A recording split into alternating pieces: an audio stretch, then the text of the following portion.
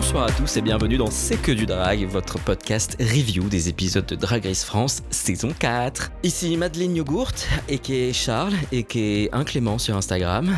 Et ici Maridicule, a.k.a. Meritatou sur Instagram. J'ai trouvé peut-être un autre nom, mais je pense que c'est déjà pris, j'y ai pensé il y a 2 jours, c'est Lulu Berlu. Bah, et je pense que c'est déjà pris, c'est sûr. Je pense que c'est déjà pris. J'ai pas cherché, mais bon, c'est trop facile pour que ce soit pas pris, tu vois. Mais genre Lulu Berlu. Voilà. Oui, non, c'est bien aussi, mais je crains, alors j'irai pas vérifier, mais je crains que ce soit déjà pris, Marie, malheureusement. Ouais, je me renseignerai, je vous dirai la semaine prochaine. Ça va, tu déposeras le nom au pire. Voilà. Mais du coup, Madeleine, comment vas-tu ? Écoute, ça va, pis toi ? Eh bien, ça va.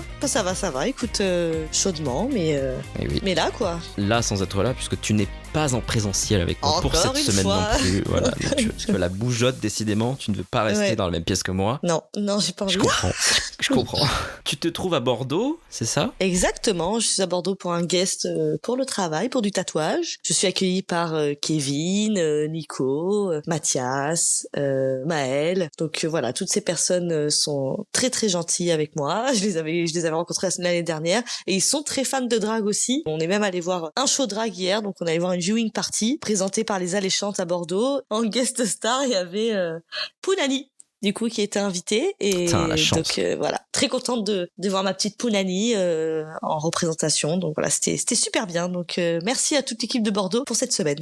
Voilà. On les embrasse, merci d'avoir accueilli notre petite Marie avec beaucoup de bienveillance. Petite info qui pourra peut-être vous intéresser, j'ai découvert que notre podcast était dispo sur un site qui s'appelle podcastgratuit.fr, tout attaché, qui est un site qui vous permet d'écouter tout plein de podcasts gratuitement et sans vous inscrire sur quelconque plateforme. Quand je mets en ligne un épisode du podcast, toutes les semaines, c'est moi qui décide sur quelle plateforme est-ce qu'il va être disponible. Je n'ai pas choisi de le mettre sur ce site et pourtant il y est. Il n'y a pas tous les podcasts, je pense que c'est quelqu'un qui les ajoute manuellement.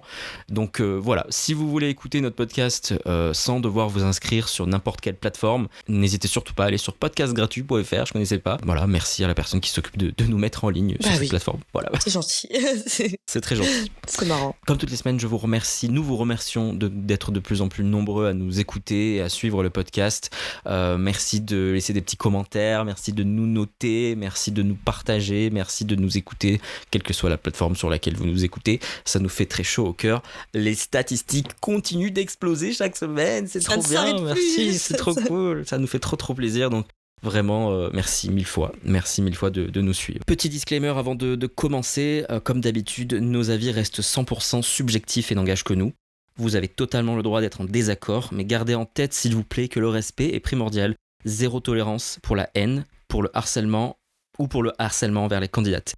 N'oubliez pas que Drag Race reste un show télévisé avec du montage et que derrière l'écran, les queens sont des artistes humaines avec des styles et des budgets variés. On analyse le spectacle avec notre esprit critique, mais toujours dans la bienveillance, second degré et quelques shades par-ci par-là, parce que ça fait quand même partie du jeu. Bon débrief à tous, bon épisode dans notre compagnie, et j'espère que vous allez bien vous amuser. Oui. Allez, c'est parti. Début de l'épisode, retour dans la workroom après la terrible élimination de Fluffy Bidule. Tu sais quoi ? Un peu dur, hein. Tu sais quoi, limite... too soon. Genre vraiment, c'est trop tôt. Une semaine pour s'en remettre, c'est pas assez. Je suis désolé. C'est vrai que c'est un peu dur. Là, d'un coup, il faut s'y remettre, faut passer à autre chose. Non. Et quand l'épisode a commencé, tu sais, je pensais que c'était un rêve, tu vois, que c'était un cauchemar, que je me réveille et tout. Et là, j'ai eu la sensation de, ah non, elle est vraiment partie. Non, elle est vraiment partie. C'était vraiment, Elle est vraiment partie. Et moi, je te dis, il m'aurait fallu un minimum un mois sans Drag Race pour m'en remettre. Là, tu vois, genre un mois pour faire mon deuil avant de passer à autre chose. Pour moi, c'est vraiment trop tôt. Oui, je comprends. Donc, on découvre le message de Fluffy sur le miroir. Je cite, bon, écoutez, trouvez une phrase sympa et créditez-moi. Fluffy avec N, love you all, l'anarchie avec un cœur à côté. Petit clin d'œil au message de Holly qui avait conclu son propre message en signant Suzeli. Fluffy conclut donc son message en signant l'anarchie. Voilà, la boucle est bouclée. Voilà. J'aurais tellement voulu un top 4 Sublime, Harpy, Fluffy. Bon, déjà, là, il reste Sublime et Harpy, donc on sait qu'il y en aura au moins une des deux qui pourra aller en finale. Oui. Donc c'est bien. Moi, mes préférés, c'était Harpy, Fluffy, bon, à sauter du bateau, donc voilà. Oui. Mais comme t'as dit, hein, je reprends tes mots, Sublime et Harpy. Ouais, derrière vous les filles. Ouais. Dans la workroom, Azemilia se fait interroger sur ce qu'elle considère toute comme un curieux choix de sauver Lana. Sublime émet l'hypothèse qu'elle aurait pu faire en sorte que les deux besties, donc Fluffy et Harpy, se déchirent dans un lip-sync dramatique. Parce que Azemilia l'a vécu avec Oli. Exactement, voilà. Et en vrai, c'est pas con comme raisonnement. Il y aurait pu avoir une part de ça. Alors est-ce que Azemilia a pensé vraiment à ça? Je ne sais pas. Enfin, on n'est pas dans sa tête, donc voilà. En fait, moi je trouve la séquence moi je trouve sa réaction très drôle et très révélatrice, tu sais, parce que pour moi c'est ce qu'on se disait la semaine dernière, tu vois. Pour moi, c'est purement un choix stratégique. Pour moi, c'est purement un choix stratégique. Déjà, la façon dont elle répond, elle les regarde même pas. Je sais pas si tu pourras te repasser la séquence, mais elle les regarde même pas, tu vois, genre. Oui, et après, j'ai envie de dire, it's okay, girl, tu vois, tu peux faire une stratégie, enfin, il y a pas de problème. Oui, bien sûr. Franchement, ça m'aurait pas étonné que Azemilia, juste, elle dise, bah non, enfin, moi, je voulais juste éliminer l'une de mes plus grandes rivales, l'une de mes plus grandes compétitrices, tu vois, au lieu d'en garder deux, enfin. Et puis, j'ai l'impression qu'en plus, les autres candidates ont compris, tu vois, genre, elles sont là en mode, on se demande bien pourquoi t'es, enfin, tu vois, genre. Ouais, bien sûr, oui. Je pense que c'est vraiment un coup stratégique. Je pense aussi que c'est de la stratégie. Ouais. Je pense que Fluffy faisait plus peur à Azemilia que Lana. De toute façon, on en a déjà parlé. Lana, on a dit la semaine dernière, son drag est bien, tu vois, mais il est moins abouti que les autres, je trouve. Nous, on pense que Lana, c'est un peu pareil que Malawit. Genre, Malawit, elle a été éliminée parce que on a dit de son... Enfin, moi je dis on. Nikki, les jurés ont dit que son drag était encore un peu précoce, n'était pas encore abouti. Pour moi, cette critique s'applique aussi sur Lana. Oui, moi aussi, oui. Et je pense que Azemilia fait un peu ces maths-là aussi dans sa tête. Autant garder dans la compétition une candidate qui ne me fait pas de l'ombre, plutôt que d'en garder deux. C'est assez logique. Mais voilà, après, on n'a rien contre toi, Lana. Hein. C'est juste c'est une question de goût personnel. Lana était plus souvent un peu en détresse, tu vois, en détresse dans le sens un peu dans le bottom. Dans son track record. Il n'y aurait pas eu la baguette, je pense que Lana serait partie il y a quelques épisodes, je pense. Et encore une fois, je veux préciser que Drag Race n'est pas une validation pour votre drag, d'accord ? C'est pas parce que on pense que Lana devrait ou aurait dû partir depuis quelques épisodes que ça veut dire que Lana est une mauvaise drague. Pas du tout. Non, c'est pour l'émission. Pour l'émission et pour ce qu'on a sous les yeux cette saison et pour les circonstances, pour les runways, les différents défis, etc. On considère que pour l'heure, Lana n'est peut-être pas à sa place. Ouais, c'est tout. Ceci étant dit, générique, retour dans la workroom. On reviendra sur les guests juste après, comme d'habitude. En attendant, nouvelle semaine pour nos candidates. Petite mise au point sur les scores. Tout le monde a gagné un challenge. Il ne reste que la Harpy. Et peut-être que ce sera sa semaine, n'est-ce pas ? Moi, je l'ai senti au début et tout. Je me suis dit, c'est bon. Je pense que ce challenge, il est pour la Harpy. C'est souvent monté comme ça et tout. Et quand il y a une candidate qui dit qu'il faut absolument qu'elle gagne, et voilà, c'est son challenge là, vas-y, il faut. Souvent, ça se passe comme ça. Et alors, souvent, moi, j'étais contente. Hein, mais... Souvent, mais c'est pas toujours le cas. La Harpy dit que elle ne peut décemment pas être à ce point de la compétition sans avoir gagné un challenge. Je me permets de rappeler aimablement à la Harpy que nous avons notre reine de France toujours en fonction, le Philippe, qui a quand même gagné la compétition sans avoir gagné une seule fois un challenge. Ouais, donc la Harpy, t'inquiète pas, si t'as pas gagné de challenge, en tout cas à ce moment-là, c'est pas grave. Après, encore une fois, à ce moment-là, on savait pas qu'elle allait faire une magnifique semaine. Découverte de la nouvelle détentrice de la baguette, et il s'agit donc de Lana et pas du tout la Harpy.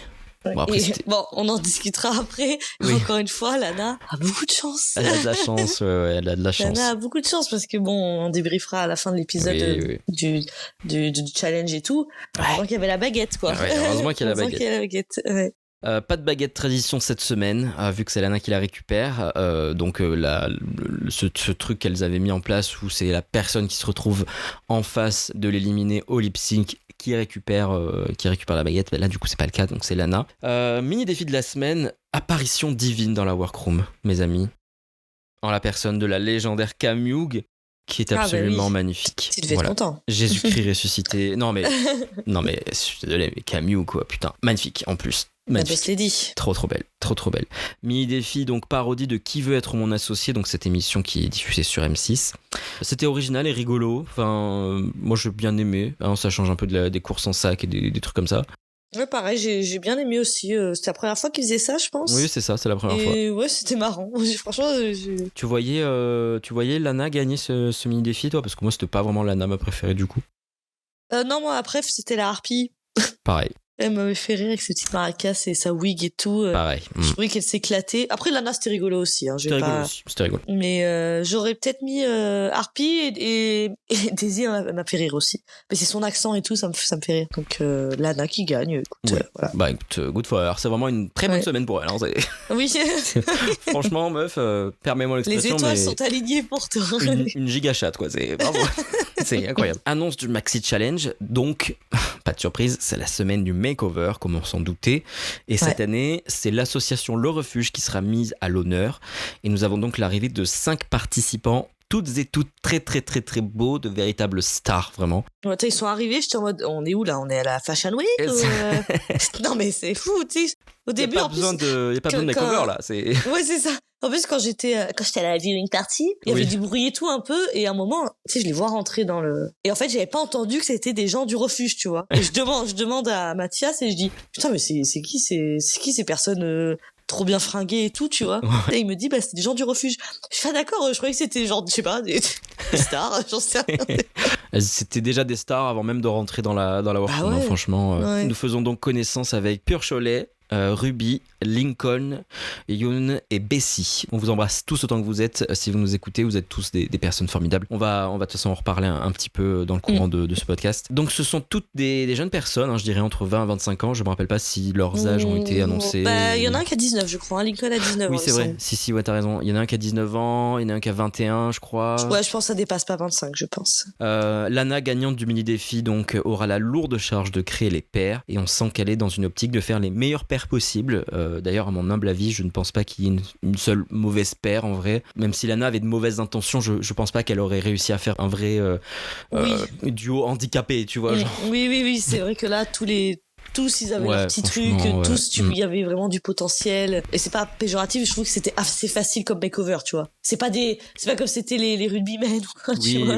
Il y avait vraiment un truc à faire avec les 5, peu importe la queen attribuée, quoi. C'était pas spécialement difficile et je pense que il y a d'ailleurs une petite polémique là-dessus et on va en reparler un tout petit peu plus tard dans l'épisode. Il y a un truc qui me fait penser qu'ils ont voulu nous faire croire que ça allait être difficile à un moment donné, mais c'était un peu du tout cuit. Mais on va y reparler. Oui, c'est vrai, j'ai noté aussi. Je sais de quoi tu parles. Lincoln, qui était déjà iconique dès son entrée, hein, comme tous les autres, se voit rejoindre Daisy Super Beach et j'ai noté 2 de ses commentaires quand il est arrivé. Quand il est arrivé, il a dit « On dead seulement et il faut les manger seulement ». Déjà, c'était iconique. Enfin, je suis désolé. Un petit mot sur la vision d'Azemilia dans ce challenge. Alors, je sais que toi, Azemilia, c'est pas ta grande copine. J'ai trouvé qu'elle était très positive. Elle est appairée avec quelqu'un qui a l'air relativement timide ou plutôt réservé. Oui, il était trop mignon. I guess. Ouais, franchement, trop mignon. Il était trop chou. Mais si, je te jure, c'est vraiment mon coup de cœur. Moi, je l'aime trop. Je l'aime trop. Oui, il était vraiment mignon. Donc voilà, assez timide, assez réservé. Et là où une autre candidate aurait pu voir, je sais pas moi, un handicap, tu vois, en se disant putain, ça va être un boulet, il va falloir que j'ai tellement de travail à faire avec lui, à sortir de sa zone de confort et tout. Bah là, j'ai trouvé que, en fait, elle voyait en Bessie je cite, une page blanche. Une opportunité de le faire s'ouvrir à la face du monde.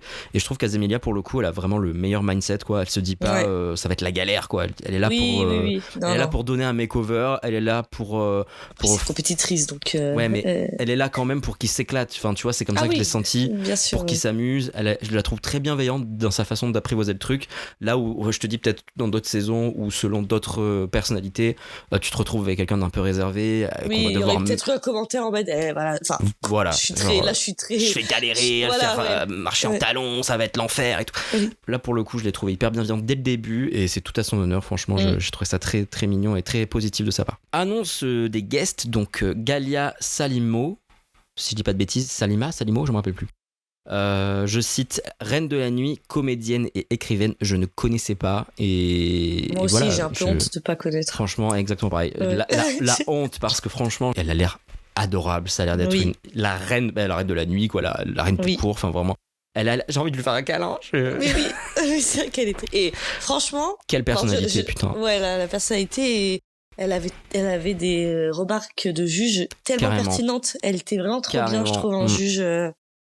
Franchement, elle était super. J'adore découvrir des personnalités grâce à l'émission. J'avais hâte de voir ce qu'elle allait apporter à ce panel de jurés. Et nous avons également Vinny Revlon, danseur, chorégraphe et performeur de la scène ballroom en France. Il est membre de la House of Revlon, tout comme Keyona d'ailleurs.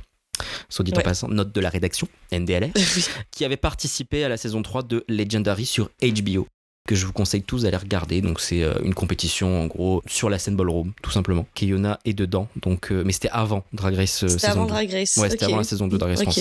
Donc n'hésitez pas à ouais, franchement c'est super bien. Donc invité de marque et très heureux de le voir dans l'émission, mais je reviendrai sur son apport dans le juré un petit peu plus tard. Pour cet invité, je voulais faire une remarque. Parce que merci, enfin un invité qui nous sort une tenue de fou. Enfin, moi j'aime trop, je sais pas si t'as la ref. Oui, t'as la ref. Attends, je crois que c'est quoi j'ai peur de John Connery, c'est un truc de DBZ ou Naruto? C'est un des deux, je crois. C'est quoi? Oui, c'est Naruto. Ah, c'est Naruto. Et c'est les manteaux de l'Akatsuki. Et du coup... Akatsuki wa Surota. Non, et du coup, j'ai vu ça. Putain, ok, d'accord. Merci, quoi. Franchement, enfin, ils ont vraiment des manteaux comme ça. Et bon, le manteau, là, est retravaillé en mode drag, tu vois. Enfin, tu vois, très mode habillé. Et franchement, merci, quoi. Je trouve que la tenue, elle est trop belle. Ça lui va trop bien. Une ref un peu manga et tout. Franchement... Bravo pour cette tenue, je pense que c'est une des meilleures tenues que pour les juges. J'ai trop aimé, j'ai adoré. Pour citer Tutotal, il avait la classe au cul. C'est vraiment, genre vraiment. Je peux pas dire plus, c'est totalement ça. Préparation du Maxi Challenge, une de mes séquences préférées dans l'émission Drag Race et spécialement Drag Race France. C'est donc ce moment où nos candidates découvrent et prennent le temps de connaître leur binôme. Toutes ces personnes formidables, courageuses et résilientes qui ont toutes bénéficié de l'aide qu'apporte l'association Le Refuge. J'étais au bord de les larmes 36 fois pendant cette séquence, c'est bien simple. Ça veut donner les frissons. Ah ouais, c'est chaud. Les entendre parler et se livrer, ça m'a énormément touché. Daisy aborde la question épineuse de la petite barbiche de Lincoln qui ne veut pas s'en séparer. C'est drôle, du coup, parce qu'on l'a vu dans les épisodes précédents, Daisy c'est quelqu'un d'assez inébranlable, tu vois, genre c'est quelqu'un, tu peux pas la branler, quoi, c'est... Non mais je veux dire non mais je veux dire elle est cache pistache, elle sait ce qu'elle veut, il faut que les choses soient faites à sa manière. Elle l'a montré plusieurs fois dans les épisodes précédents. Elle a une idée en tête, il faut qu'elle aille au bout. Elle sait, elle est structurée, tu vois. Elle sait ce qu'elle doit faire, ce qu'elle doit pas faire et tout. C'est ça. Et là, je pense qu'elle avait tellement son idée en tête. Ok, le makeover, ça va être comme ça. Et peu importe la personne avec qui je me retrouve, et ben voilà, s'il a une barbe, il doit la raser. Et je pense qu'elle avait tellement son truc, voilà. Là, Lincoln lui renvoie un peu beaucoup cette énergie en étant catégoriquement contre le rasage de sa petite barbe et en conseillant même à Daisy de changer la vision qu'elle avait prévue pour lui à la base, ce qui me fait penser à quand elle a fait son enregistrement de chanson et qu'elle a renvoyé aussi un peu à cette énergie philippine. Après, Daisy, elle sait de quoi elle parle quand même. Enfin, elle est quand même, elle est dans la compétition. Il arrive et je pense que c'est... Enfin, tu vas en parler après, je pense, mais c'est un peu mis en scène. On va en parler maintenant. Parce que il arrive direct, c'est très fermé, genre non, enfin, il tient le truc, et en fait, au final, non, d'accord. Allez, pas de problème. Ouais. Allez, c'est bon. Et en plus, enfin, moi, ce qui m'a un peu dérangé, c'est qu'au début, il a une façon de répondre à Daisy. Il est un peu, alors, je dirais pas, le mot arrogant est un peu fort.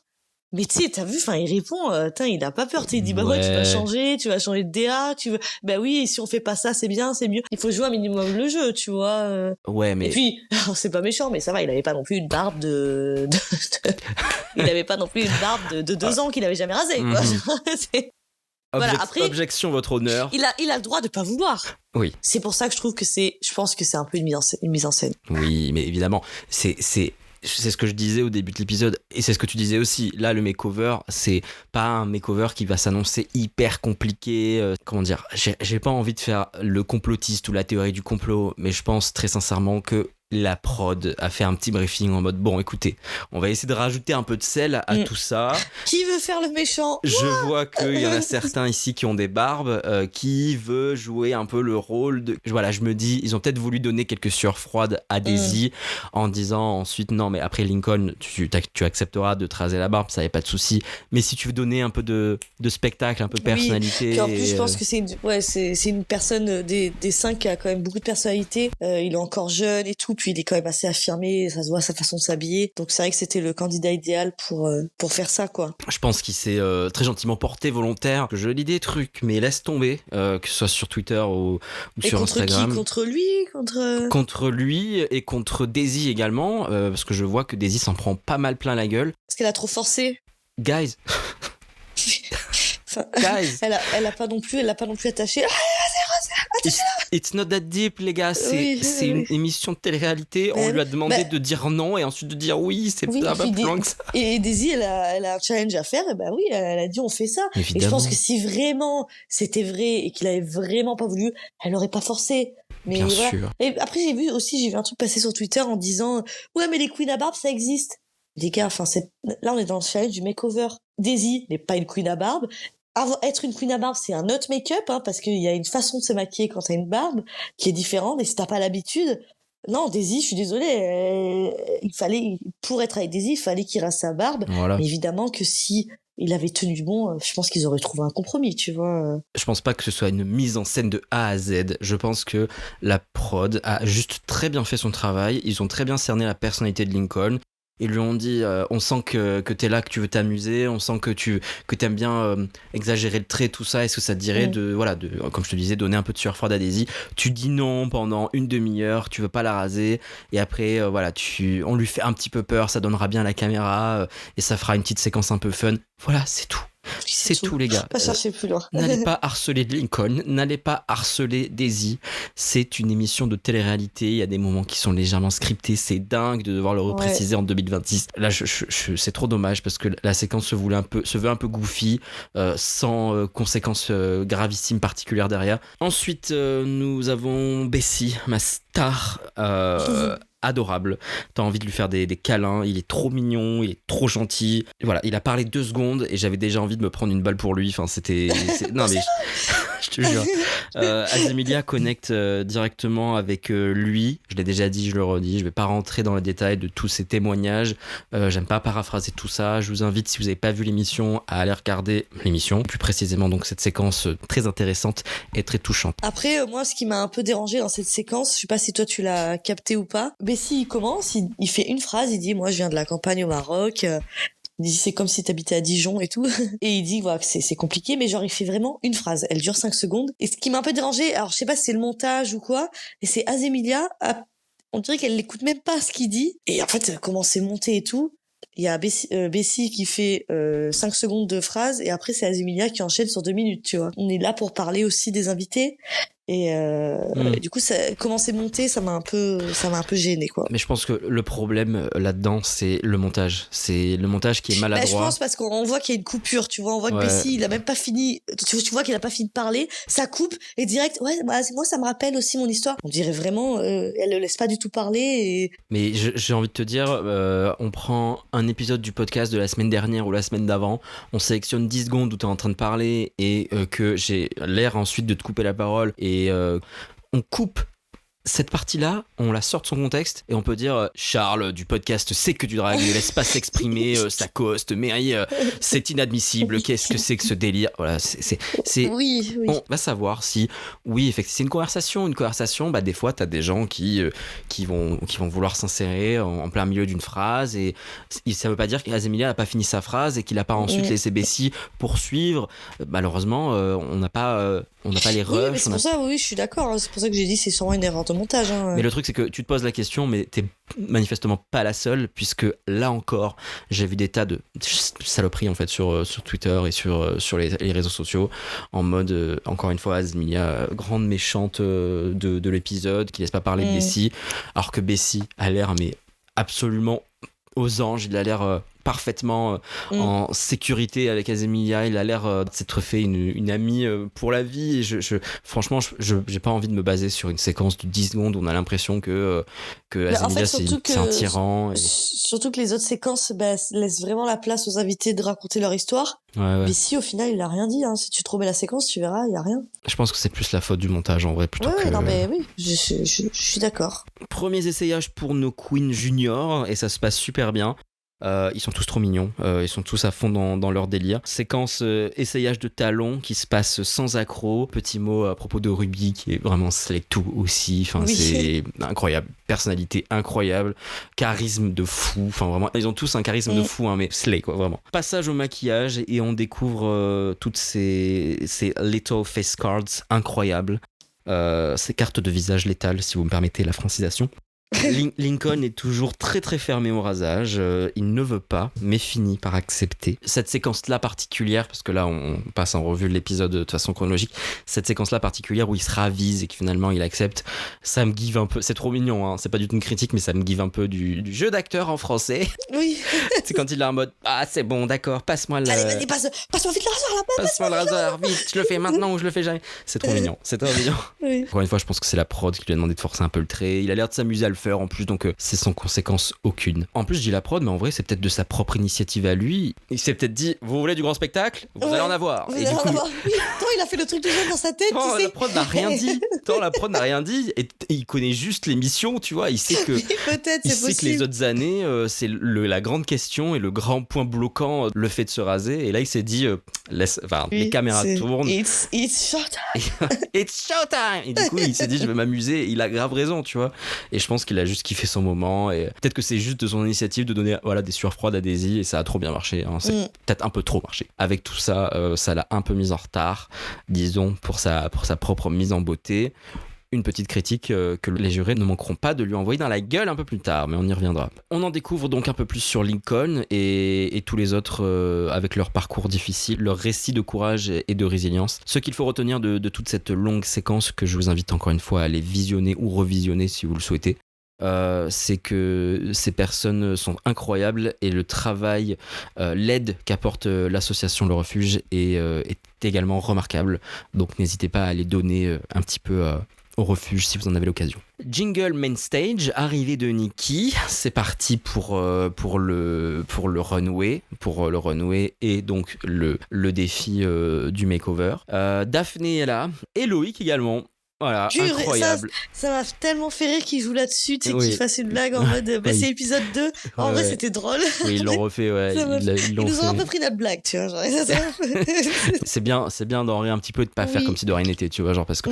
Ouais, mais je pense qu'il y a vraiment eu peut-être un couac, hein, il y a peut-être eu un truc, on sait pas, c'est être un homme très occupé, donc. Peut-être, je ne sais pas. Donc voilà, présentation des guests, Galia donc et Vinny Revlon, dont je reparlerai avec plaisir un petit peu plus tard. C'est parti donc pour le runway, catégorie We Are Family, et c'est parti donc pour le makeover. On commence avec Daisy Super Beach et Lily Extra Beach. Oui. Donc toutes les deux arrivent dans une robe vintage, un peu forme robe de poupée, avec un imprimé pour une tout léopard et l'autre tout zébré, et sinon les deux robes c'est les mêmes formes. Une est rousse, l'autre est blonde, très très blonde blanche quoi. Moi j'ai pas trop aimé. J'aime pas trop la forme. Je trouve que, en fait, la forme, on dirait qu'il va y avoir un reveal dessous. Oui, je suis alors d'accord. peut-être que je dis une grosse connerie, que c'est une forme très couture et tout, tu vois, et que c'est ce qu'elle dit, c'est une forme baby doll, donc ça doit être la forme de la robe qui est comme ça. Mais vu que c'est très gonflé et tout, on dirait vraiment, je m'attendais vraiment à un reveal. Et ça aurait été incroyable par contre. Je trouve qu'on ressent pas trop l'air de famille, ça fait vraiment plus copine. Les copines qui sont au travail et voilà. Après je trouve que c'est bien incarné, c'est rigolo, tu vois, elles s'amusent avec le téléphone, c'est marrant, mais visuellement j'ai pas été transportée. Et d'ailleurs j'avais noté, mais de toute façon les juges vont le redire après, les lunettes elles gâchent tout le maquillage quoi. Donc pas très fan pour ce premier runway. Tu relèves une nuance importante, mais c'est vrai qu'il y a une différence entre un air de famille et des ressemblances besties, tu vois, genre. Bah ouais, ça fait pas trop famille là, je trouve. Ça donne plus copine que air de famille. Et du coup, je trouve que c'est plutôt simple. Après, la mise en beauté de Lily est très réussie, ça, y a aucun problème. Après, moi, mon problème dans les makeovers, et on en parlait déjà l'année dernière avec le makeover VIP de la saison All-Star, donner 2 fois la même tenue suffit pour donner un air de famille? Je ne pense pas. Oui, je suis d'accord.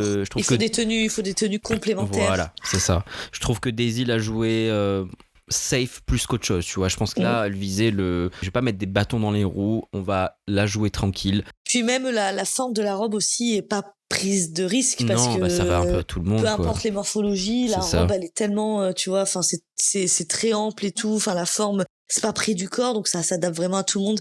Et donc, il n'y a pas trop de prise de Voilà, risque. le truc qui est un peu délicat avec ce genre de challenge, c'est que je pense aussi, et surtout, à partir du moment où on fait passer un merveilleux moment à ces fabuleuses personnes et qu'elles peuvent s'amuser et kiffer leur moment sur le runway, est-ce que le challenge n'est pas déjà gagné finalement, tu vois, genre, Ça, c'est bien dit, ça. c'est- Ça, c'est vrai. C'est la générosité qui compte. Mais non, mais en vrai, c'est Oui. pour ça que j'ai un peu de mal à critiquer parce que, enfin, à partir du moment où elle s'éclate, tu vois, genre elle s'amuse.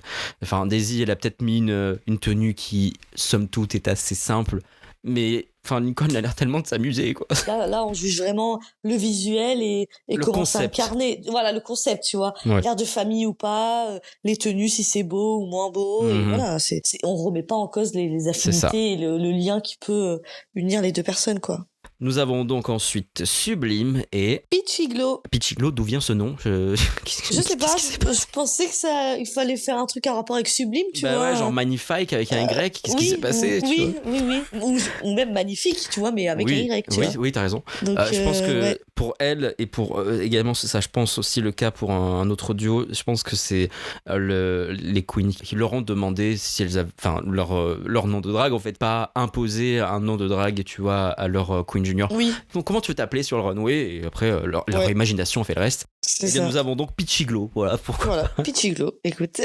Donc toutes les deux, elles arrivent en tenue de chat, donc avec un tailleur, costume, avec une cravate et chemise, etc. et un petit attaché case. Donc ce que j'aime bien dans cette tenue, c'est que la tenue de base du tailleur est divisée en deux, donc Sublime porte le haut et Pichiglo porte le bas. Je trouve que c'est hyper bien. Moi, j'aime bien cette idée-là. On n'avait pas trop vu, c'est vraiment une tenue divisée en deux. Voilà. Ouais. J'aime beaucoup. J'aime bien comme c'est incarné, contrairement à ce qu'a dit Daphné.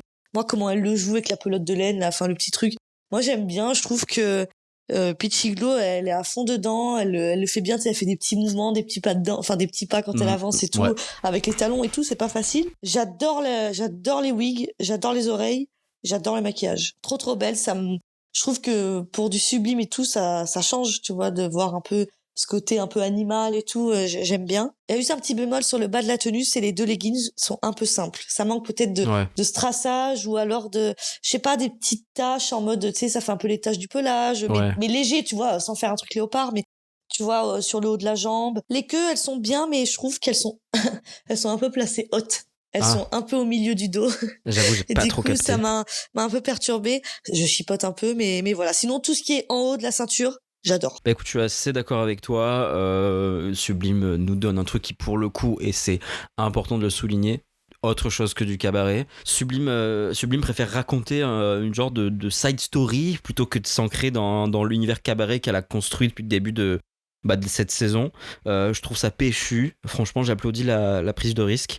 Peachy a l'air de s'éclater, évidemment. Elle sent vraiment ses guts, ses entrailles. C'est le principal. Voilà, je suis trop content que Sublime fasse également kiffer sa Queen Junior. Et là, pour le coup, voilà, pour moi, c'est une vraie prise de risque. J'aurais bien aimé voir des ongles hyper longs, tu sais, pour faire un peu comme les griffes de chat, tu vois. Ça, je pense que ça aurait apporté un truc à la tenue. Voilà, n'hésitez pas si vous voulez des idées pour pimper un peu vos tenues, quoi. Moi, je suis là. Franchement, je pense que ça l'aurait fait. Hein. Ouais, non, carrément. Si, carrément. Ouais. Bah, écoute, on pourra donner des cours sur comment réussir un Snatch Game. C'est comment faire un bon Snatch Game. Donc, racontez-nous une histoire, racontez-nous l'histoire de votre personnage, d'accord? Faites des blagues inspirées. En cas, pour les prochaines candidates qui veulent faire Drag Race l'année prochaine, contactez-nous, on vous fait un coaching et après vous pouvez aller. Non, mais en vrai, c'est vrai, non, t'as raison, c'est vrai. C'est d'ailleurs étonnant que Sublime n'y ait pas pensé. Mais ensuite, nous avons Lana Kota et Taira Missou. Oui, Taira Missou. Très, très, très, très clever le nom, j'aime beaucoup. Qui arrive dans des tenues de French Cancan. Donc Lana qui arrive. Alors je sais pas si c'est vraiment la tenue telle quelle traditionnelle, je m'y connais pas trop. Donc je sais pas si c'est vraiment une vraie tenue qui existe ou c'est un peu retravaillé. Mais de ce que j'ai compris, c'est que Lana arrive dans le costume plus traditionnel, les couleurs traditionnelles du French Cancan, bleu, blanc, rouge. Et Taira, elle arrive avec une version un peu revisitée, avec d'autres couleurs, du rose, du blanc et du jaune. Alors moi au début je me suis dit, est-ce que c'est des couleurs d'un drapeau lesbien? Bah tu sais, je me suis posé la même question. Je me suis vraiment posé la même question. Mais j'ai pas fait mes devoirs. Mais je crois pas, en fait. C'est pas ça, hein. Je suis pas allé vérifier les drapeaux de la commu. Je sais pas du tout si c'est un drapeau. C'est peut-être le drapeau, j'ai un doute. Je sais plus lequel c'est. Parce que Non, mais je crois pas. Non, le Je drapeau pense pas. lesbien, je crois c'est des couleurs. C'est un peu ça, hein, mais. C'est drapeau lesbien, c'est pas rouge, mais bordeaux. Il y a des couleurs. Enfin, je sais plus trop. Il y a du rose très foncé, du rose clair, du blanc, du jaune et du orange, je crois, dans le drapeau lesbien. Je sais plus. Ça fait un peu ces couleurs-là, tu vois. Moi, au début, je me suis dit, bon. Et en fait, je pense pas. Je pense que c'est juste peut-être des couleurs random, ou alors peut-être qu'on n'a pas capté le message. Moi, dans cette tenue, je trouve qu'il n'y a pas de prise de risque. Je trouve que ça fait un peu costume. Enfin, je sais pas comment expliquer parce que tu peux dire, par exemple, Sublime avant, ça peut faire costume de chat, tu vois. Je trouve que c'est pas assez polished, tu vois. Genre, non, je suis d'accord. Et ce qui va lui être reproché, le storytelling. Il y a pas d'histoire. Et comme je trouve que c'est Daphné qui lui dit, et pour une fois, elle dit une critique qui est pertinente, c'est que t'as 30 secondes pour raconter un truc. C'est le truc de héritage, vas-y, en fait, moi, je laisse la place à la nouvelle génération parce que moi, c'est trop compliqué. Genre, fais 2 chats, les héritiers de Karl Lagerfeld, c'est facile à comprendre. Ça, oui. Là, c'est plus compliqué. Donc, j'ai pas trop compris le message et j'ai pas retrouvé le truc de sister, tu vois, ou de même famille. Encore une fois, pour moi, ça fait collègue de travail ou alors, comme le dit Lana, la génération à la suivante. Mais pour moi, c'est pas forcément de la famille, tu vois, c'est l'ancienne génération de danseurs ou même de drague, par exemple, qui donne à la nouvelle génération de drague. Ouais. Pour moi, c'est pas forcément de la famille, quoi. Ouais, ça give plus voisine délurée que membre de la famille. Ouais, c'est ça. Donc, et même visuellement, on parle pas de storytelling, visuellement, je suis pas très fan. J'aime pas trop. De toute façon, toute cette esthétique de French Cancan de base, personnellement, ça c'est un goût personnel. C'est pas trop ma cam. Non. Ça m'étonne, toi qui aimes bien tout ce qui est clownesque. Ça non, ça j'ai jamais aimé. Je sais pas si c'est les couleurs patriotes, j'en sais rien, mais ça m'a jamais trop attiré. Étonné. Donc voilà. Okay. Et toi, qu'est-ce que t'en as pensé ? Écoute, pas plus que toi. Alors j'ai découvert le terme cancaneuse. Je sais pas si ce mot existait vraiment ou si c'est inventé par Lana. Je pense que c'est un mot qui existait vraiment. Donc cancaneuse, danseuse de French Cancan. Je peux pas dire plus que ce que t'as dit. L'histoire est mimes, mais c'est vrai que on a juste avant Sublime qui invente quand même et qui nous vend l'histoire de la descendance de l'héritier de Karl Lagerfeld en la personne de son chat. Et là, du coup, on se retrouve à un truc qui est tout aussi compliqué, mais elle n'arrive pas à le vendre, c'est ça le truc. Ouais. Et ouais, non, je suis pas très très fan. Je suis pas très fan. Quand tu regardes visuellement, on dirait que c'est les mêmes robes, alors qu'en fait, il y a plein de différences. Oui. Ouais. Pourquoi faire un truc qui se ressemble presque, mais avec des différences ? Enfin, soit tu fais 2 tenues complémentaires qui sont différentes, mais same but different. Voilà. À la limite, fais comme elle a fait Daisy, tu vois, de faire un peu 2 fois la même robe avec un imprimé différent. Mais là, tu vois, c'est pas assez différent, mais pas assez ressemblant non plus. Tu vois, oui. C'est un peu bizarre. Non, puis c'est pas très flatteur pour Ruby, je trouve. C'est un truc qui est relativement assez ample. C'est un peu pareil que pour Lincoln, tu vois, genre Ruby qui a l'air, tu vois, de sentir son corps, tu vois, genre elle a envie de, tu sais, elle a un truc très charnel, quoi. Tu vois, elle a un truc très sensuel, Ruby. Oui, j'aurais voulu la voir dans une tenue plus. Plus qui met en valeur ses formes, plus sexy, tu vois. Là, c'est un peu en mode bon allez, je te fous un gros. En plus, je pense qu'elle a pas mis plus de 5 minutes pour enfiler ce truc là. Même moi, je pense que je l'aurais mis et ça voilà. Je me vois pas dedans, mais bon. J'imagine bien dedans. on aurait pu. Non, mais voilà, non, je suis d'accord avec toi. Ensuite, nous avons Azemilia et Sexy Halal. Oui. Donc, je vais présenter les tenues et après, tu vas commencer. Je te laisserai commencer dire ce que tu... Donc, elles arrivent en cosplay. Pour moi, c'est un cosplay. J'en parlerai après. Putain. J'en parlerai après. T'es branché là. Non. C'est Kylie et Kendall. Kylie et Kendall, donc en reprenant leur robe au Met Gala 2019, je crois. Oui. Une en mauve, une en orange, tenue très proche du corps avec des plumes. Si vous avez vu le Met Gala, c'est globalement une tenue très inspirée. Donc qu'est-ce que t'en as pensé ? Écoute, pour cette interprétation du thème « Nous sommes une famille », Azé a choisi son inspiration favorite, la dynastie Kardashian. Donc comme tu l'as dit, interprétation de leur tenue du Met Gala 2019. Et autant moi personnellement je trouve que les robes sont simples, il y a quand même un travail sur les formes, je trouve qu'il y a un truc qui est intéressant avec Azemilia, c'est qu'elle se shape. Voilà, tu vois, je le dis depuis le début, c'est une des seules dans la compétition qui se pad, qui met du framboise.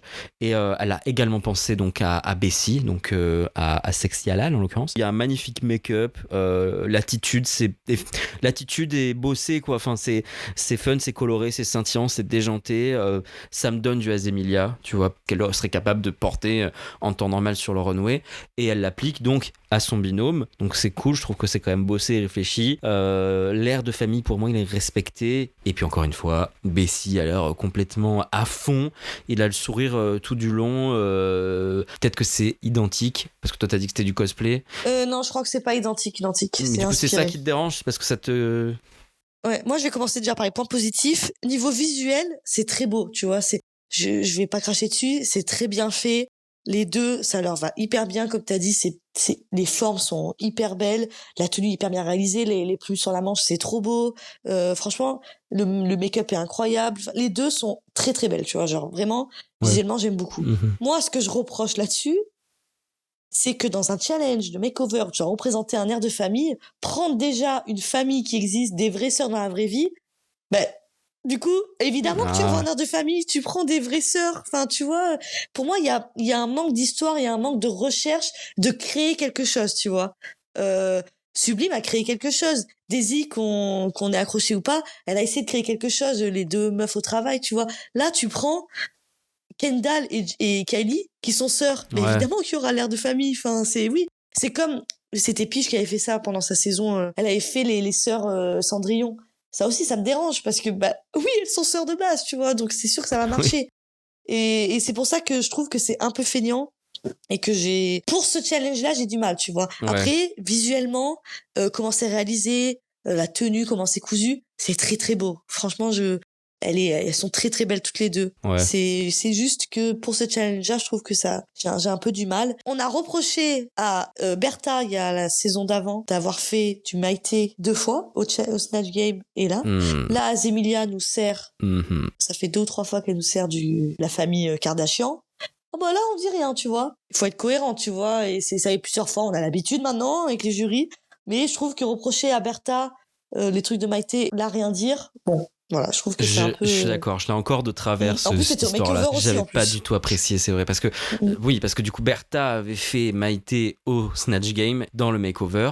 Elle a eu le malheur de se présenter en Maïté, alors que si elle n'avait pas dit que c'était une Maïté, mais juste 2 cuisinières un peu loufoques et draguifiées, ça passait crème. Et du coup, le jury lui est tombé dessus.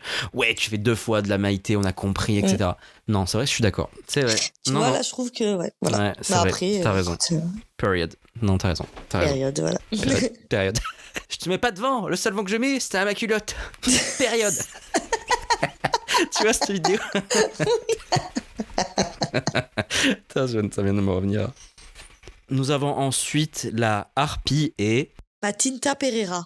Et pour clôturer ce runway, elles arrivent en imprimé léopard, full tenue imprimé léopard, ça va du bout de l'orteil jusqu'au bout des ongles.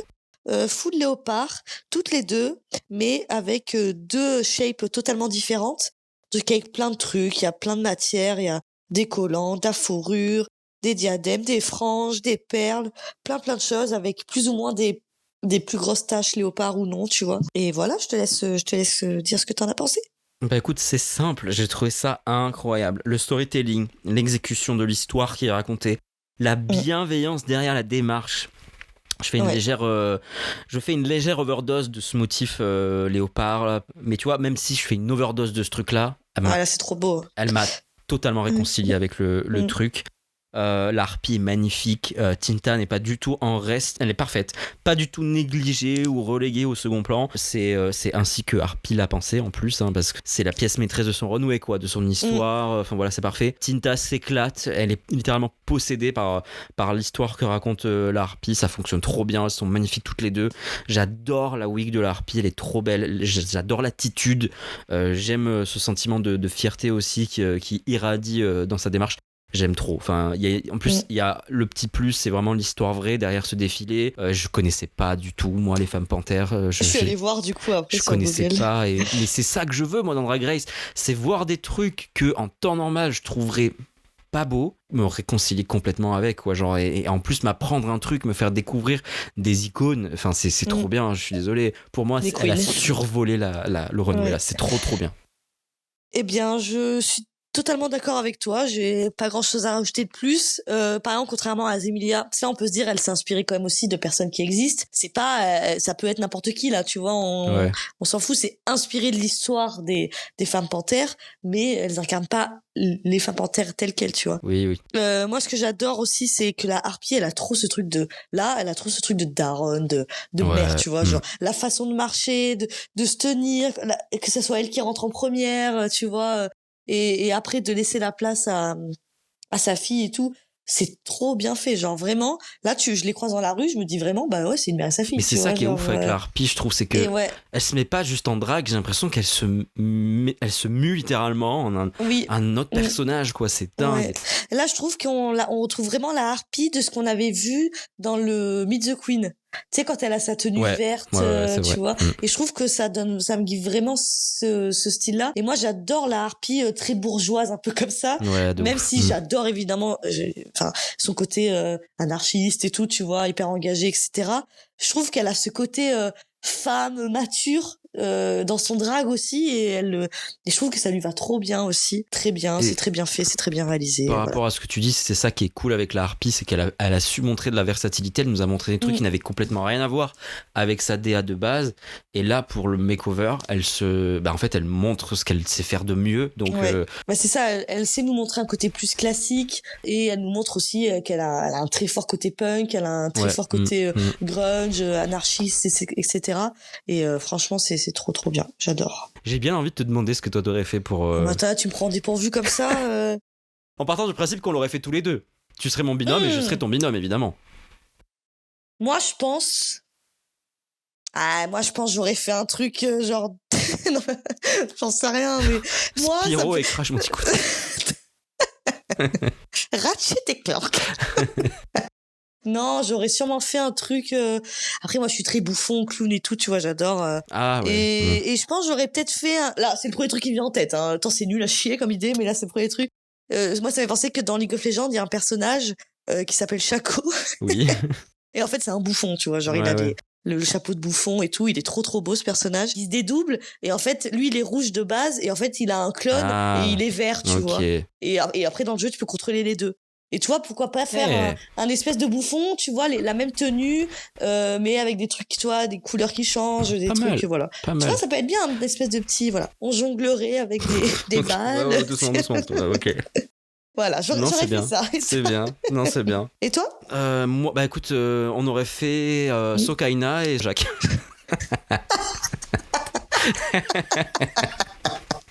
Non, mais qui fait le chien?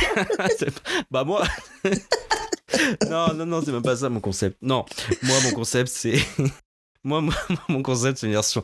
Je te jure, je suis très sérieux. Ce serait une version drag de Claudie et Annie du maillon simple. Nous sommes Claudine et Annie et avons 35 ans.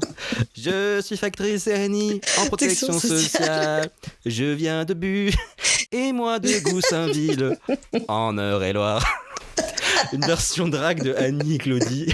Oui, on aurait fait le pupitre et tout, tu sais. Le pupitre peut-être pas, mais les ardoises, tu sais. Oui, les ardoises, voilà. Ouais, c'est vrai que ton idée est mieux que la mienne en fait.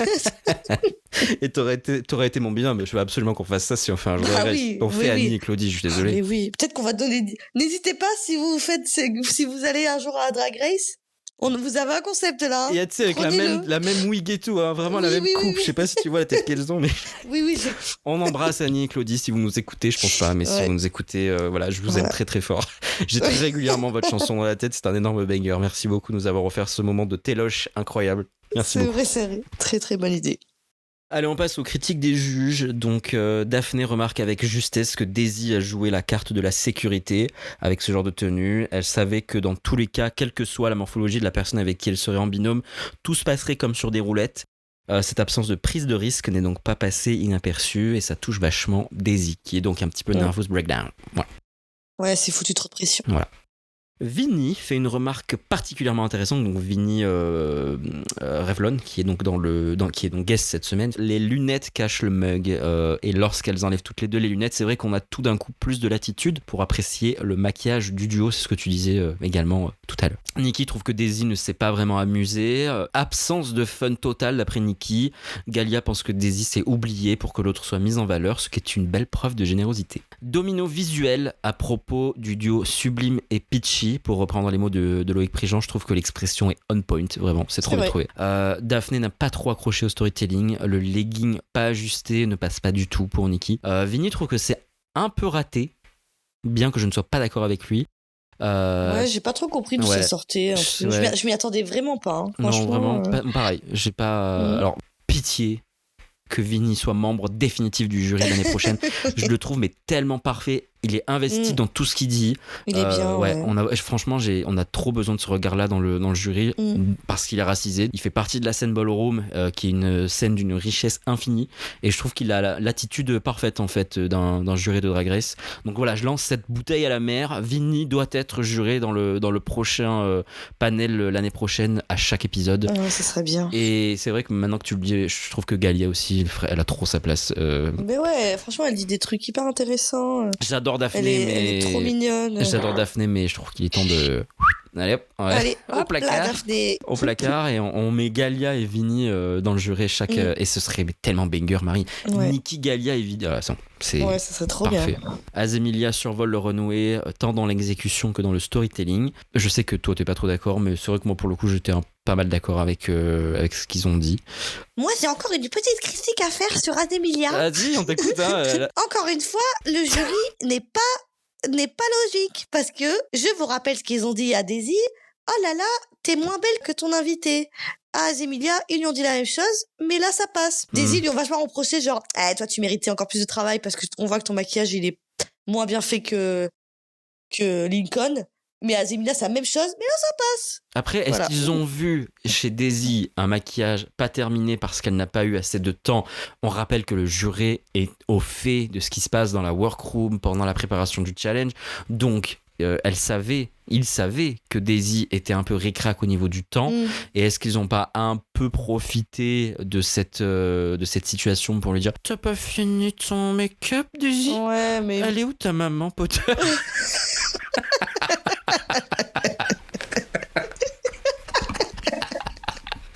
Oui, ta maman, Potter.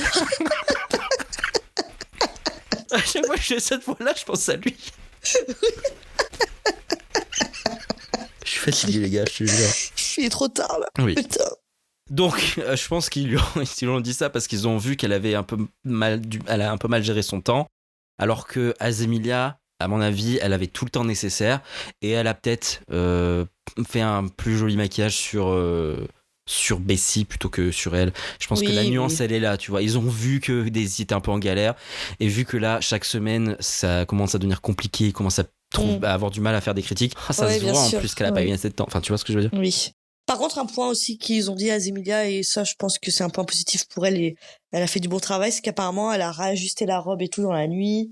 Oui. Ce qu'elle a dit, elle a dit j'ai cousu toute la nuit, elle a dû rajouter des trucs, tu vois, enfin réajuster à la taille Donc là, franchement, c'est bien. Le duo Harpy et Tinta est également saucé et c'est mérité également. Et je comprends ce que veut dire Daphné quand elle parle du fait qu'un habit de panthère, il n'y a rien de tel pour se sentir mother dans l'âme. Je pense maintenant à notre amie Camille qui aime beaucoup les accessoires au motif léopard, panthère. Et je dois dire que ce renoué et cette proposition de la Harpy m'a pas mal réconcilié avec ce genre de motif que je trouvais assez ringard et cliché. Donc merci beaucoup à la Harpy pour ça. Tu vas acheter un legging panthère maintenant? Non, mais je l'apprécierais un peu plus sur les autres. Et principalement, Camille avec sa banane au motif léopard, j'aime beaucoup. Qui est-ce que tu voyais gagner ce challenge? Bon, c'est un peu facile, puisqu'elles sont pas beaucoup. Et vu les critiques des juges, j'avais mis Azemilia et Harpy. Pareil, j'avais mis winner la Harpy, en top 2 Azemilia, le bottom, c'est pas une surprise, donc Sublime, Daisy et Lana. Ouais. Au niveau de Untuck, Daisy se sent en échec. Elle a donc un pied dans le bottom. J'adore l'attitude de la harpie. Elle est tellement bitchy. Elle a pas une once de compassion pour celles qui sont potentiellement dans le bottom. Elle a bien raison. Complètement. Parce que, voilà, Ça me fait rire en plus parce que dans cette séquence-là, quand elle se retrouve toutes sur le main stage et que c'est l'heure donc d'établir le bottom. Toutes les Queen Junior sont sur le canapé et regardent les résultats dans la télé alors que le main stage est littéralement à 2 mètres d'eux. Oui, elles sont juste à côté, tu sais. C'est donc la Harpy et son duo Matinta Pereira qui remporte le challenge et toutes mes félicitations, c'est mérité. Elle remporte 500 € de quoi rembourser la wig. Ouais. Azemilia est safe et saoulée de ne pas avoir gagné, je la comprends, hein, c'est une attitude de compétitrice. Hein. Ce petit commentaire de sa part ne manquera pas de donner de l'eau au moulin de ses haters, n'est-ce pas, que j'invite à aller toucher de l'herbe avant d'envoyer leur tweet de haine envers elle. La baguette apparaît par magie dans les mains de Lana. Et Lana avait l'occasion de faire de la putain de grande téloche. J'ai cru pendant un instant qu'elle allait sauver Sublime ou Daisy. Ouais. Parce qu'à un moment, elle dit vous me connaissez pas et tout. Je me suis dit, en vrai, elle est capable. Hein. Je me suis dit, peut-être. Je croyais qu'elle allait nous faire une benne de la crème, tu vois, genre pas du tout. Non. Je suis d'accord. Elle avait juste envie de nous faire un petit peu peur. Oui. Voilà. Bon, après, on peut pas lui en vouloir de s'être sauvée. Voilà. Mais c'est pas ça le truc. De ce que je disais au début, encore une fois, Lana, il n'y aurait pas eu la baguette. Lana, tu l'aurais gentiment mise dans le bottom. Lana aurait lip sync, c'est sûr. Voilà. Je pense qu'elle aurait lip sync avec Daisy. Je pense que Sublime aurait été sauvée par Nikki s'il n'y avait pas eu l'histoire de la baguette. Mais encore une fois, voilà, tant mieux. Hein, sauver in extremis. Voilà. C'est un très beau lip sync, très touchant. Alors je sais que pas grand monde ne sera d'accord avec moi parce que j'ai vu un petit peu les critiques sur le réseau comme d'habitude. Moi j'ai trouvé que c'était un très très beau. Alors faut savoir déjà de base. Alors je fais mon coming out. Je déteste cette chanson. Je la déteste. Ah ouais non je peux pas. C'est la voix de Barbara que t'aimes pas? Bah c'est en fait pour moi c'est Barbara Pravi et pour moi c'est réchauffer les nachos de Edith Piaf quoi. Après je comprends la démarche, voilà, c'était donc une chanson pour l'Eurovision. Barbara Pravi, toute son équipe se sont dit vous voulez du Edith Piaf a une aura incommensurable, donc elle s'est dit je vais donner du Edith Piaf. Elle a la voix pour, c'est juste la chanson qui lui a valu la 2e place, donc bravo à elle et c'était hyper clever. En dehors de tout ça, je déteste cette chanson, je peux pas. Et je trouve que le lip sync était pour autant très très beau et très touchant. Sublime est en pleurs, c'est très très beau. La petite mise en scène dramatique avec Nikki qui... Mais j'y ai tellement pas cru. c'est de la logique de toute façon. Déjà l'épisode a commencé, je me suis dit il y en a aucune qui part, c'était sûr, tu comptes le nombre d'épisodes, voilà. Je sais que c'est une émission de télé-réalité, qu'il y a des choses qui sont montées, des choses qui sont prévues d'avance, mais là ça se voyait beaucoup que c'était fait exprès. Et un truc que j'ai du mal à comprendre aussi, c'est là tout ce truc de j'arrive pas à choisir, c'est trop dur. Alors le lip sync était bien, mais c'était pas non plus le meilleur lip sync de la saison, tu vois. Je trouve que c'est disproportionné par rapport au lip sync donné. Ma théorie du complot, c'est que la prod laisse... Ils ont mal compté les épisodes. Oh merde, putain. non, je pense pas. On a un épisode de trop, les gars. Je pense que la prod laisse la possibilité à Nikki de choisir un épisode où il n'y a pas d'élimination. Là, jusqu'à maintenant, elle avait oublié. Nikki, soit elle avait oublié, soit elle s'est sentie obligée de renvoyer une candidate à chaque fois. Et là, elle a regardé sa montre, elle s'est dit putain, il reste 2 épisodes, il faut que je me bouge le cul. C'est pas possible, je peux pas en virer une. Bon, je vire personne cette semaine. C'était un peu drôle cette mise en scène, c'était un peu rigolo. Et en plus, je me disais un truc. Tu fais comment là si tu en fais quoi de ta baguette d'or là si du coup il y a une éliminée et qu'elle doit choisir quelqu'un? La baguette d'or elle revient à qui la semaine d'après? Étant donné que la semaine prochaine, le carré final va être sélectionné. Il l'aurait pas donné, je pense. Ça tombe vachement à pic, cette histoire de non-élimination. Oui, parce que là, du coup, Lana n'a plus la baguette. Plus personne n'a la baguette. La semaine prochaine, personne n'aura la baguette. Ouais, c'est bizarre. S'il vous plaît, s'il y a une saison l'année prochaine, arrêtez avec cette baguette. Pas de baguette, ça biaise trop le truc. Pas de baguette dans mon cours. Pas de baguette. Ici, pas de baguette magique. Il n'y aura ni incantation idiote.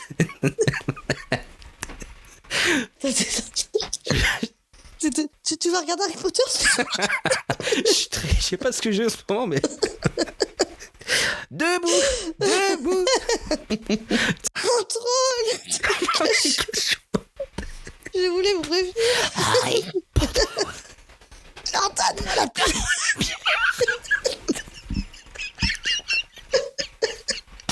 Alors, Putain, on est crevé, quoi. Ok. Bon, voilà, pas de baguette, pas de pierre philosophale, pas de... Rien du tout. Oubliez tout, quoi. Donc voilà, l'épisode se termine. La semaine prochaine, mon défi favori, donc le roast. Et j'ai très hâte. Ah oui, c'est vrai. J'avais pas compris du que c'était le roast. C'est le on roast. l'a dit après. C'est très américain, tu vois. Ils disent pas la semaine prochaine le roast, ils disent la semaine prochaine le mariage de Daphné et Loïc. Et c'est très américain de profiter donc de ce genre de grande occasion, mariage, etc., pour faire un roast. C'est très américain de base le roast. Et donc ils font ça aux grands événements, donc anniversaire, mariage et tout. Donc là, c'est évidemment le roast et j'ai très hâte. Pour l'occasion, Loïc Prigent nous fera l'honneur d'être là 2 épisodes de suite. Incroyable. Il est pas là. Peut-être qu'il y aura des blagues dessus. Hein. Il y aura, j'espère. Ça, c'est un beau occasion. Alors, qu'est-ce que t'as pensé de cet épisode? Moi, j'adore le challenge du makeover. J'ai bien aimé les relookés, je sais pas comment dire. Les queens juniors, quoi. Voilà, j'ai bien aimé les drags juniors et tout. Donc, c'était chouette, il y avait des sujets importants, il a été touchant. Ça... Voilà, donc très satisfaite de la victoire. Ouais. Épisode bien rythmé, il y avait pas de longueur, tu vois, c'était... Donc, non, c'était chouette. Franchement, j'ai bien aimé cet épisode. Ouais, c'est, je pense, l'un des meilleurs épisodes de la saison. N'en déplaise à ceux qui diront et qui trouveront quelque chose à redire par rapport à tout ce qu'on a évoqué. J'ai très hâte donc de l'épisode de la semaine prochaine et de l'épisode de la semaine d'après, la finale. Ça va être quelque chose. Tu penses qu'il y a qui va être fort dans le roast? Je saurais pas dire. Je pense qu'il faut se méfier de Lana puisqu'elle est très bonne au Snatch Game. Elle a une bonne répartie aussi, donc je pense qu'elle pourra aussi faire avec un peu de préparation, elle pourra faire une bête de roast. Daisy aussi. Daisy, ouais. Et je pense qu'il faut aussi se méfier de Sublime en vrai. Sublime elle est trop gentille. Ouais, mais justement, peut-être qu'elle pourra trouver des bonnes punchlines, des trucs assez intéressants à dire. C'est que son petit démon. Mais j'ai un peu peur. J'ai un peu peur pour Sublime. La logique voudrait que vu que Sublime est d'un tempérament assez réservé et timide et pas forcément faut pas être malveillant dans un roast, mais il faut pas avoir peur de dire les choses. Par contre, pitié. Je veux pas entendre un truc sur les dents de Sublime, quoi. Stop. Ah oui, d'accord. On va y avoir droit, hein. Elle va y avoir droit, hein, c'est sûr. Je sais pas, ouais. Donc voilà. Eh bien, c'est ainsi que nous allons conclure ce débriefing de cet épisode 6 de Drag Race France saison 4. La semaine prochaine, on se retrouve donc pour débriefer la demi-finale. Pas de guest avec nous la semaine prochaine. Possible guest pour la finale, je n'en dis pas plus. D'ailleurs, il faudra que je lui envoie un message pour prévenir la personne, parce que je crois qu'elle a oublié. Donc, merci encore de nous avoir écoutés. Merci de nous avoir suivis. Oui. N'oubliez pas de nous liker, de commenter, de noter, de partager, de nous envoyer des messages. De réserver des flashs. De réserver des flashs, oui, des dessins que Marie sera très heureuse, qu'elle est très heureuse de réaliser et qu'elle sera très heureuse de tatouer également. N'hésitez pas à réserver vos places pour la tournée Drag Race France Live à laquelle nous allons participer. Nous serons là à Marseille. Allez au viewing party, soutenez le drag local, etc., etc. Merci de nous avoir écoutés. On vous embrasse très très fort. Comme d'habitude, ne prenez pas tout ce que vous avez entendu trop au sérieux. Ne prenez pas tout ce que vous avez vu trop au sérieux. Parce que c'est que du drag. Merci à tous. Excellente soirée à tous. On se revoit la semaine prochaine. Au revoir. Gros bisous. Harry Potter est élève à Poudlard. Elle est où ta maman?